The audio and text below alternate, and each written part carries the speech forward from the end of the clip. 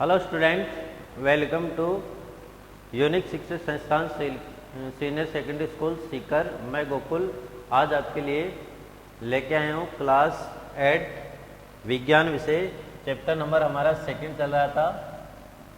Class 8 विज्ञान और chapter हमारा जो सेकंड चल रहा था सूक्ष्म जीव लाभदायक। तो सूक्ष्म जीव के बारे में हमारा जो टॉपिक है वो चल रहा था कि सूक्ष्म जीव हमारे लिए किस प्रकार लाभदायक होते हैं। ठीक है, उसमें हमने पढ़ लिया था। ये जो हमारा पार्ट होगा पार्ट 4 है। पार्ट 3 हमने पढ़ लिया था और पार्ट 3 में हमने पढ़ा था कि भाई जो मच्छर होते हैं उनसे खासकर जैसे मादा एडिस मच्छर होता है उससे जो रोग फैलता है डेंगू, और हमने पढ़ा था मादा एनोफ्लीज मच्छर उससे जो मलेरिया रोग है उसका संक्रमण किस प्रकार फैलता है उसके बारे में हमने पढ़ा था। अब हम आज की इस वीडियो में पढ़ने वाले हैं कि मच्छरों को पनपने से किस प्रकार मच्छरों को पनपने से रोकना। मच्छरों को पनपने से रोकना, मच्छरों को पनपने से किस प्रकार रोका जाता है उसके बारे में हम आज के इस वीडियो में चर्चा करने वाले हैं। अब हमें पता है कि जो मच्छर है वो कहाँ पनपते हैं। मच्छर जो है खासकर जहाँ पानी इकट्ठा होता है, मोहल्ले में गली मोहल्ले में जहाँ पानी इकट्ठा होता है वहाँ पे जो मच्छर है वो अधिक मात्रा में पनपते हैं। तो हम बोल सकते हैं जहाँ जल की मात्रा अधिक है, और जल भी कौन सा, गंदा जल, दूषित जल की मात्रा जहाँ अधिक है वहाँ पे मच्छर अधिक पनपते हैं। इसके साथ पानी है, उसको हमें पानी जहाँ पे रुका हुआ पानी खासकर जो नालियों का पानी है वहाँ पे मच्छर अधिक पनपते हैं। अब इन मच्छरों को पनपने से कैसे रोका जा सकता है उसके बारे में हम विचार करते हैं कि जो मच्छर है उनको पनपने से रोकने के लिए सबसे पहले जो काम हमें करना है कि नालियों में पानी को बंद नहीं होने देना है। नालियों में बहते पानी को बंद नहीं होने देना है। यदि नालियों में पानी बह रहा है तो उस पानी को बहते हुए रखना है, और यदि किसी कारणवश वो बंद हो जाता है अर्थात बीच में कोई भी जैसे झिल्लियाँ हैं, प्लास्टिक की झिल्लियाँ हैं, वो नालियों को अवरुद्ध कर देती है जिससे जो पानी है वो सड़क के ऊपर आ जाता है और उससे जो मच्छर है वो लार्वा उत्पन्न करते हैं और अंडे देते हैं। इसलिए जो पानी है उसको इकट्ठा नहीं होने देना है और जो नालियां हैं उनको बहते हुए रखना है। सेकेंड हम लिख सकते हैं जो कूलर टायर है और जो फूलदान होते हैं, फूलदान जिनमें हम सामान्यतः फूलों की जो फसल होती है उसमें पानी डालते हैं, तो फूलदान होते हैं तो उनमें पानी इकट्ठा नहीं होने दें, पानी इकट्ठा नहीं होने दें। तो ये भी बात हमें प्रमुख रूप से ध्यान में रखनी है। थर्ड हम इसके एक विचार करते हैं कि अपने जो आसपास के वातावरण है उसको स्वच्छ रखें। अपने आसपास के वातावरण को स्वच्छ रखें। हमारे आसपास का जो वातावरण है उसको क्या रखा जाए, स्वच्छ रखा जाए। अगर ये तरीका हम अपनाएंगे तो क्या होगा कि जो मच्छर है उसके लार्वा या जो मच्छर खासकर जो गंदगी होती है उसमें अंडे देते हैं, तो अगर ये तरीके हम अपनाते हैं तो मच्छर के लार्वा नहीं उत्पन्न होंगे, और जब लार्वा उत्पन्न नहीं होंगे तो मच्छर है उनकी जो संततियाँ वो कम बनेगी और ये जो होने वाले रोग है उनसे काफ़ी हद तक हम बच सकते हैं, उनसे हम छुटकारा पा सकते हैं। तो ये बातें हमें खासकर ध्यान रखने की आवश्यकता होती है। और इन बातों को अपना के हम अपने जो मोहल्ले हैं या हमारा जो वातावरण है, आसपास का जो सामाजिक वातावरण है, उसको हम क्या कर सकते हैं, स्वच्छ रख सकते हैं, शुद्ध रख सकते हैं और निरोगी रख सकते हैं, जिससे वहाँ पर निवास करने वाले रोग हैं वो इन रोगों से आसानी से बचा जा सकता है। उसके बाद में हम देखेंगे कि मनुष्यों में सूक्ष्म जीवों द्वारा होने वाले कुछ सामान्य रोग। तो मनुष्यों में सूक्ष्म जीवों से कौन कौन से रोग होते हैं, तो उसके बारे में हम चर्चा करने वाले हैं। तो अगला हमारा पॉइंट रहेगा मनुष्यों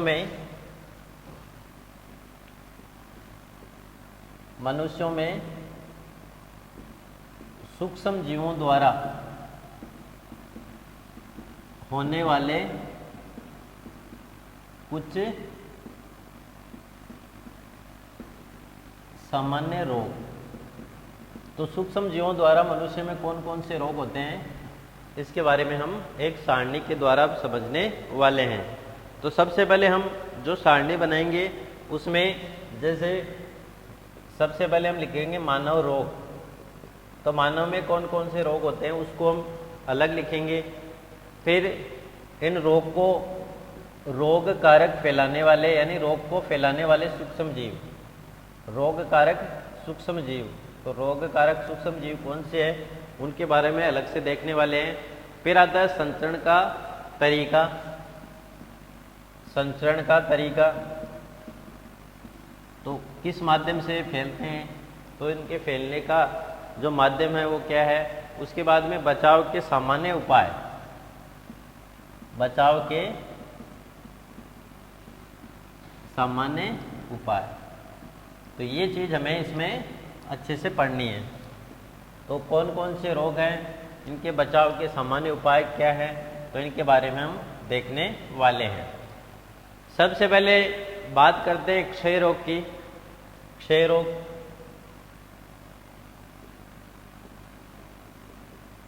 क्षय रोग है, उसका रोग कारक क्या है, जीवाणु। तो ये जीवाणु के द्वारा फैलता है, जो बैक्टीरिया जिसको हम कहते हैं उसके द्वारा ही फैलता है।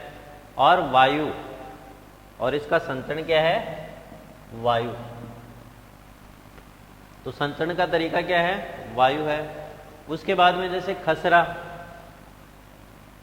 खसरा या मीजल्स जिसको हम बोलते हैं, ये खसरा है, ये वायरस जनित रोग है।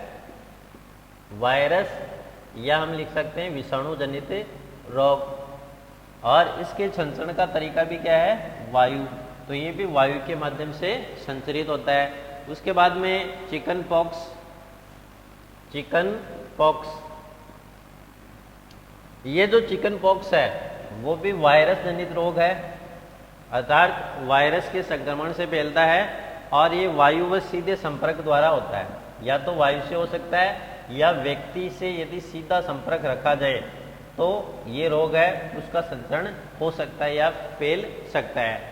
सेकंड बात, फोर्थ हम बात करते हैं पोलियो। पोलियो है, ये पोलियो भी किससे जनित रोग है, वायरस जनित रोग है, खासकर वायरस जनित रोग। और ये किसके द्वारा, यानी इसका संचरण का तरीका क्या है, वायु से या जल से ये जो है वो फैलता है। अब ये जो रोग हमने पढ़े हैं, अब इससे बचाव के क्या उपाय हैं तो उसके बारे में हम देखते हैं। तो इससे जो पहला उपाय हम लिखते हैं, पहला इसमें उपाय यदि आपको ध्यान रखना है तो रोगी व्यक्ति है, जो भी रोगी व्यक्ति को अन्य सामान्य व्यक्ति से दूर रखा जाए।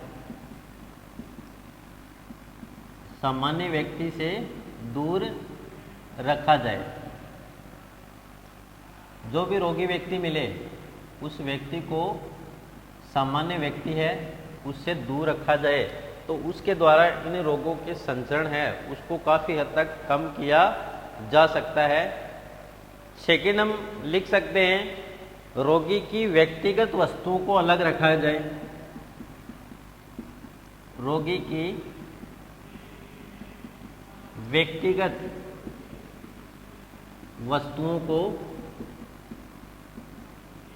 अलग रखा जाए।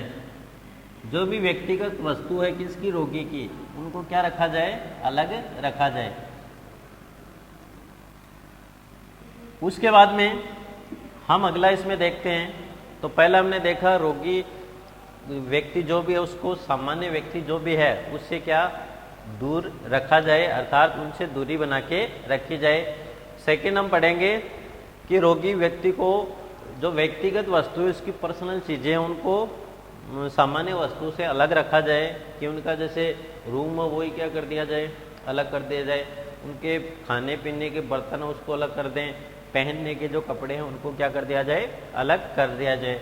और अगला इसमें आपको ध्यान रखना है, जो सेकंड हमने इसका लिख लिया, और थर्ड इसमें आपको ध्यान रखना है उचित समय पर टीकाकरण। और उचित समय पर यदि टीकाकरण करवाए तो ये जो रोग हमने अभी पढ़े हैं तो उनसे हम काफ़ी हद तक सामान्य पुरुष जो व्यक्ति हैं उनको आसानी से बचा सकते हैं। उसके बाद में हम सेकंड इसमें पढ़ेंगे, आप इसको फर्स्ट मान सकते हो। सेकंड है हैजा और टाइफाइड। हैजा और टाइफाइड इसके जो रोग कारक सूक्ष्म जीव होते हैं वो क्या होते हैं, जीवाणु। क्या होते हैं, जीवाणु। इनके रोग कारक सूक्ष्म जीव क्या होते हैं, जीवाणु। और इनका जो संचरण का तरीका होता है वो होता है भोजन, या हम लिख सकते हैं जल। तो ये हैजा जो है वो दूषित भोजन या दूषित जल है उसके सेवन करने से होता है। सेकंड आती है जो टाइफाइड। तो टाइफाइड होती है वो दूषित जल, यदि व्यक्ति दूषित जल का सेवन करता है तो उस स्थिति में टाइफाइड रोग है वो हो जाता है। तो इसके हम बचाव के लिए क्या कर सकते हैं, जो हमने ऊपर लिखा, रोगी व्यक्ति को अन्य व्यक्तियों से दूर रखा जाए, एक तो ये बात है अपना सकते हैं। सेकंड इसमें जो हम लिख सकते हैं व्यक्तिगत स्वच्छता।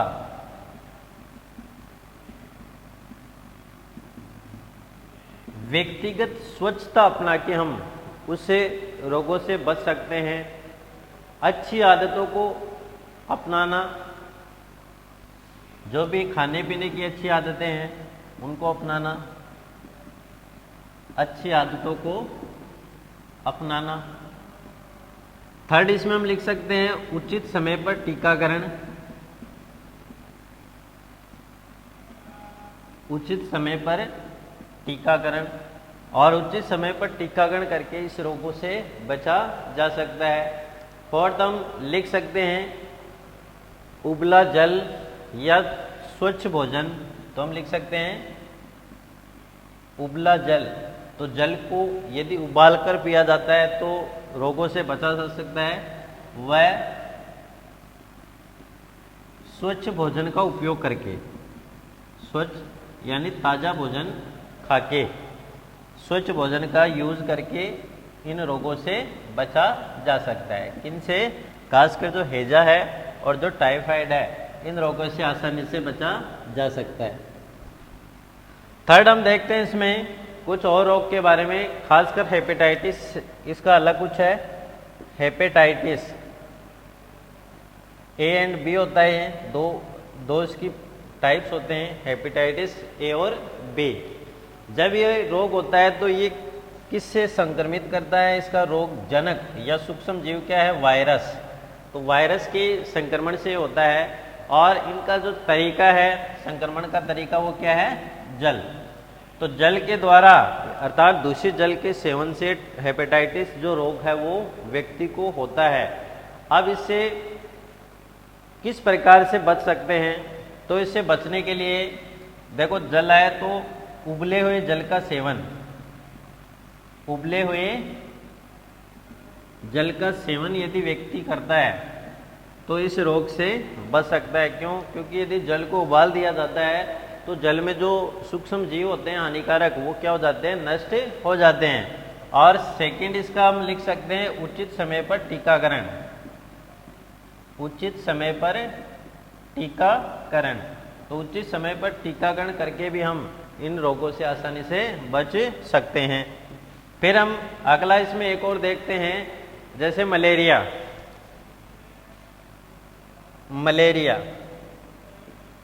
मलेरिया जो होता है वो होता है रोग कारक, इसके सूक्ष्म जीव हमने पढ़ा था, उसका नाम है प्रोटोजोआ। प्रोटोजोआ जो रोग कारक सूक्ष्म जीव है, और इनके जो संचरण का तरीका है, ये किसके द्वारा संचरित होता है। तो मलेरिया आपको पता है मच्छर, और इस मच्छर का भी हमने नाम पढ़ा था मादा एनाफिलीज। मादा एनाफिलीज मच्छर, और इस मच्छर के काटने से ये मलेरिया जो रोग है वो फैलता है। अब इससे कैसे बच सकते हैं, तो हम लिख सकते हैं खासकर जैसे मच्छरदानी का उपयोग करके।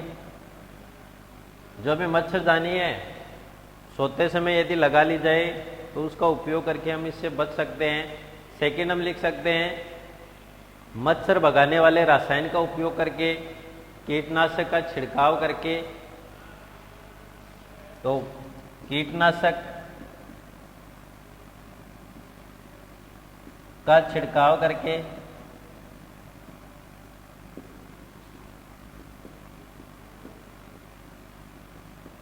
मच्छर भगाने वाले रसायन का उपयोग करके। तो जो मार्केट में विभिन्न प्रकार के रसायन आते हैं, यदि उनका कमरे के अंदर छिड़काव कर दिया जाए, उस स्थिति में मच्छर है वो वहाँ भटकते भी नहीं हैं। और कीटनाशक जो भी है उसका छिड़काव करके, जैसे जहाँ मच्छर पनपते हैं वहाँ पर कीटनाशक का छिड़काव कर दिया, जिससे मच्छरों के जो लार्वा हैं या जो अंडे हैं वो क्या हो जाते हैं, नष्ट हो जाते हैं, और जो नए मच्छर है वो नहीं बन पाते हैं। तो ये उपयोग करके हम इसको दूर कर सकते हैं। और उसके साथ हम जहाँ पे जल एकत्रित होता है तो ध्यान रखना है दूषित जल एकत्रित ना करें, दूषित जल एकत्रित ना होने दें।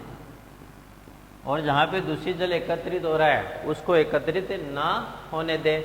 और हम देख सकते हैं खासकर जहाँ पे दूषित जल एकत्रित होता है तो एक सीधा सा तरीका है, वहाँ पे जो पानी इकट्ठा होता है तो उस पानी के अंदर केरोसिन यदि तेल डाल दिया जाए, केरोसिन तेल, तो ये केरोसिन तेल डालने से जो उस पानी के अंदर मच्छर के लार्वा हैं वो क्या हो जाते हैं, नष्ट हो जाते हैं। तो इस प्रकार हम मनुष्य में सूक्ष्म जीवों द्वारा होने वाले कुछ सामान्य रोग हैं उनके बारे में अच्छे से पढ़ सकते हैं, उनको याद कर सकते हैं।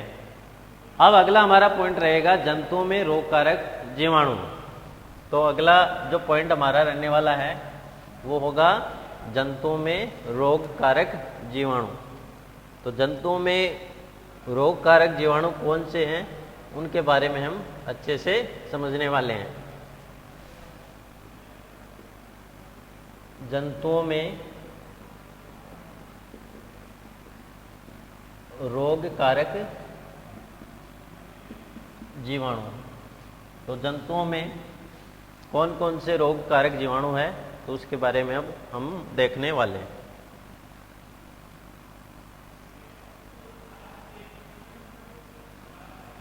तो हमें पता है कि जंतु जो होते हैं उसमें विभिन्न प्रकार के रोग कारक होते हैं जो रोग उत्पन्न करते हैं। तो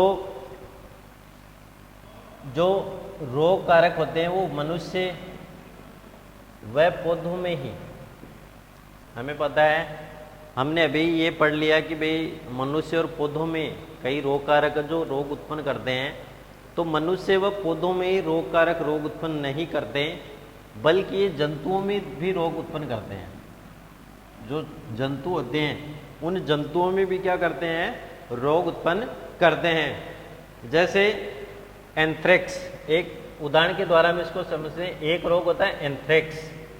एंथ्रेक्स, ये एंथ्रेक्स जो रोग है वो मनुष्य और मवेशियों में होने वाला रोग है। मनुष्य व मवेशियों में होने वाला रोग।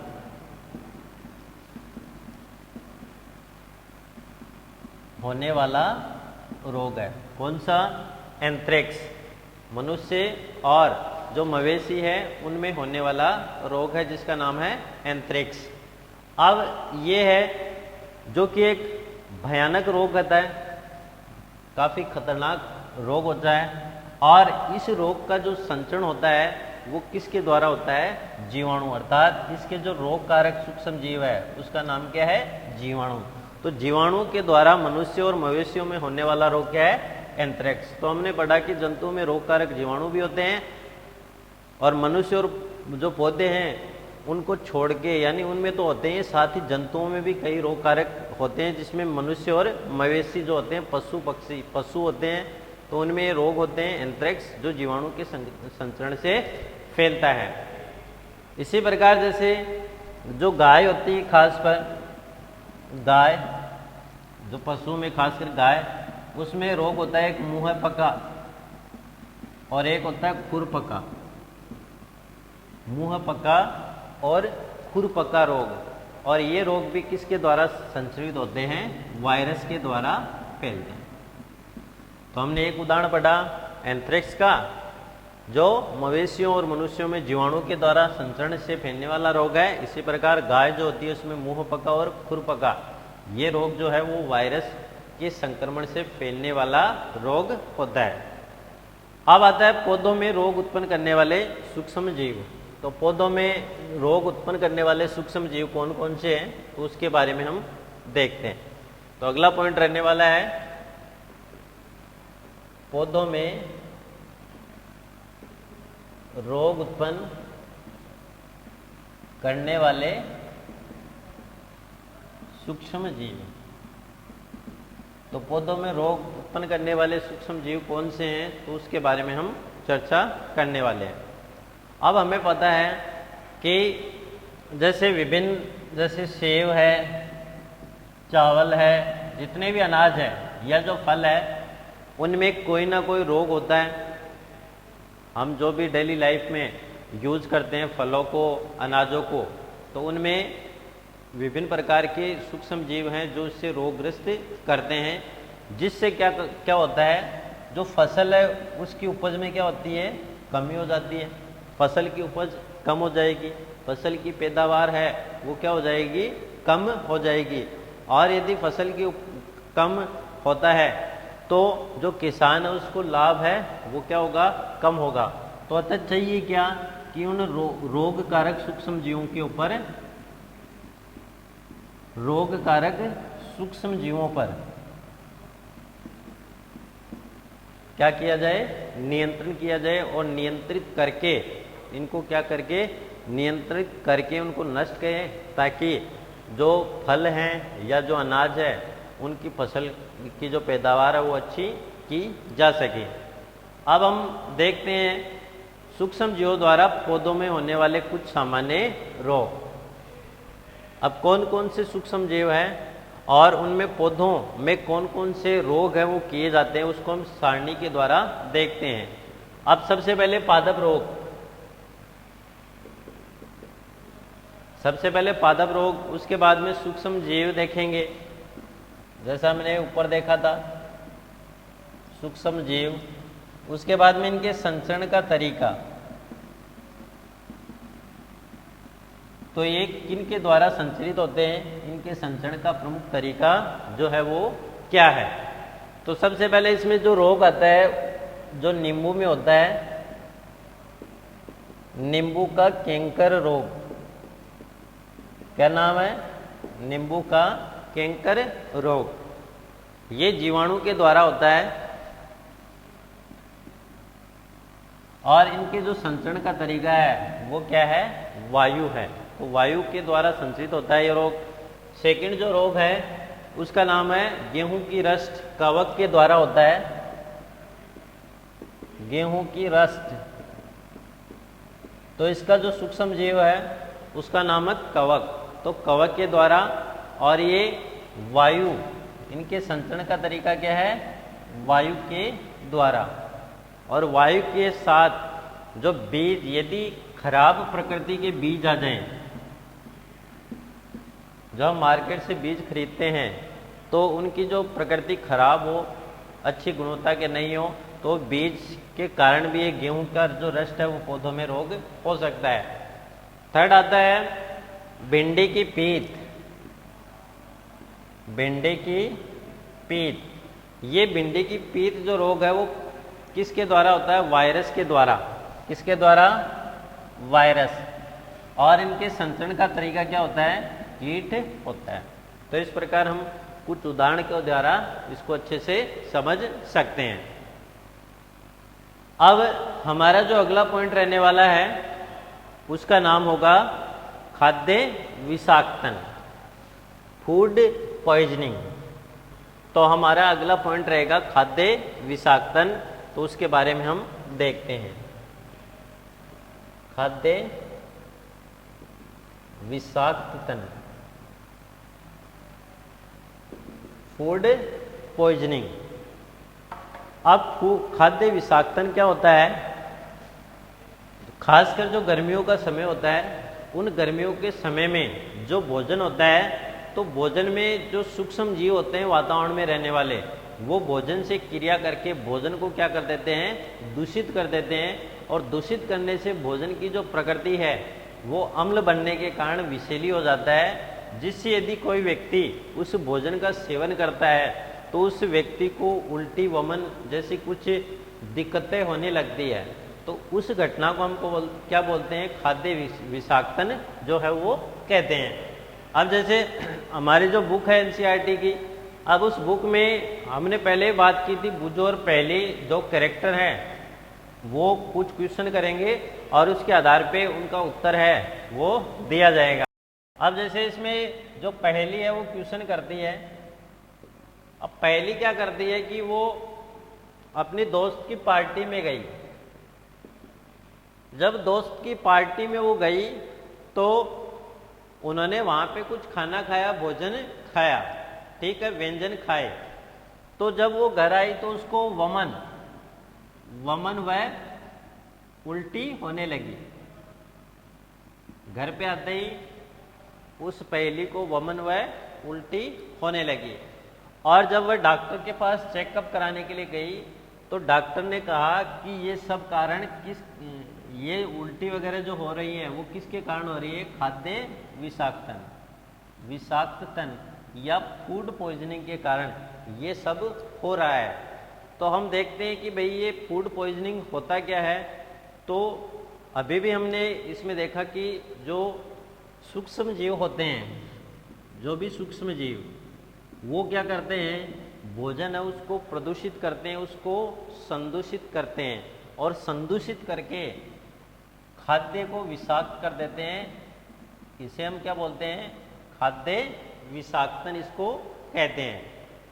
अब हम इसमें देख सकते हैं कि जो भोजन है उसमें जो सूक्ष्म जीव है उनको विषैले बना देते हैं। और विषैले बना देने के कारण जब यदि कोई व्यक्ति उस भोजन का सेवन करता है तो वो या तो क्या हो सकता है? बीमार हो सकता है।